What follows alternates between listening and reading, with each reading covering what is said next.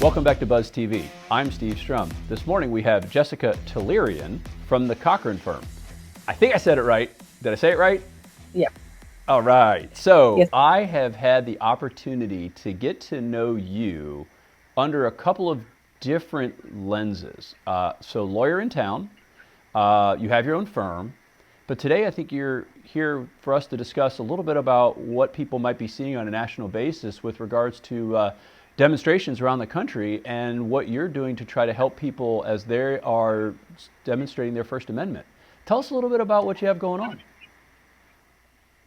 So I work for the Cochran Firm, and I know a lot of you guys are probably familiar with Johnnie Cochran as far as him representing OJ, but he was also a leader with regard to the civil rights movement. And our firm has a lot of lawyers that have actually had great success within that area. I'm personally on the Civil Rights Committee within my firm.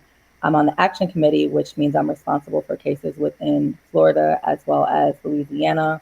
Beyond that, we're working together to try to get the message out and try to help people that have been arrested as a result of these protests. So I personally put together a list of lawyers around the country, even into the UK, even including Hawaii, that are willing to represent people, some for felonies, others for misdemeanors, some for both, as a result of these protests for free. So I have that list available for people that have been arrested. Beyond that, I have a website that includes different places where you can donate, either to bail, to the families that have been affected by these tragedies. Aside from that, I have other places you can volunteer. I have a variety of other things that I'm working on, such as getting people to work at polling stations, helping to mobilize voters. I'm working on some things we can do with regard to legislation. So some of those are some of the things that I'm working on at this current moment. So when most people come on the show, we have a segment called Ask the Lawyer, which you clearly are a lawyer. But when we first talked about this, coming on was talking about your firm. And we will, maybe in another segment, because I love what you're doing here, local community.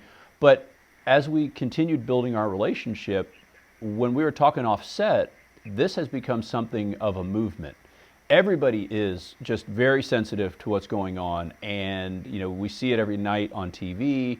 How some most are doing the protests, and then sometimes things get let out of control, and then you just see all the different news media out there with the story. Why did you decide to take this up as something that is as important for you to really give away revenue, if you will, from your business, to go down this pro bono representation for people that are demonstrating their First Amendment? What inspired you to do that?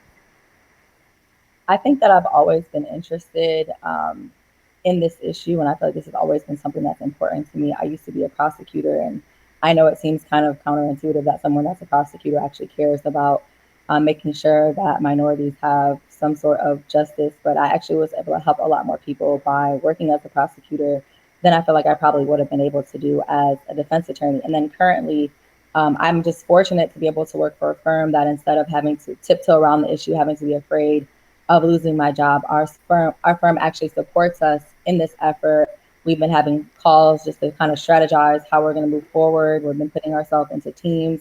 And in order to move forward, we're actually going to put money and resources into this effort. And so I think that beyond just me caring about it, I have my firm support, and I'm in a different position in my life where I know that, as attorneys, we can either basically just worry about our own bottom line, or we can actually help to advance different issues in the community. And I feel like this is one that's very prevalent. I don't think it's a new idea. I don't think it's a new issue. I just think that obviously it's being televised, and it's just coming to a point where a lot of us are not able to accept it anymore.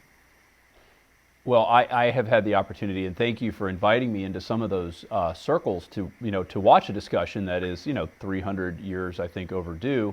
If people want to connect, whether they're lawyers that want to understand how they might be able to help, or if they're people that are have themselves or friends or family that are facing situations that you can help represent, what's the best way for them to connect with you, your firm, your team on a local and nationwide basis? So you can follow me on my Instagram, Jessica_Esquire, ESQUIRE. And then also my Facebook page is Lawyers Against Police Brutality. And because you have like about 800 different handles, it's been fun trying to track down the breadcrumbs.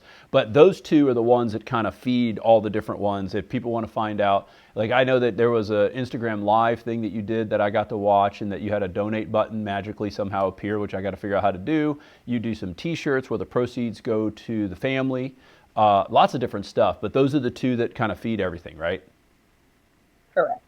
So next time, after everything, after you're done with your current mission, I'd love to have you back on and talk about what your firm does in Jacksonville. But, as we were talking earlier, I just don't know another message that I could even have conversation with you. Just it's inspiring what you're doing. And thank you for taking time to share with our audience what you're doing to help make a difference right now.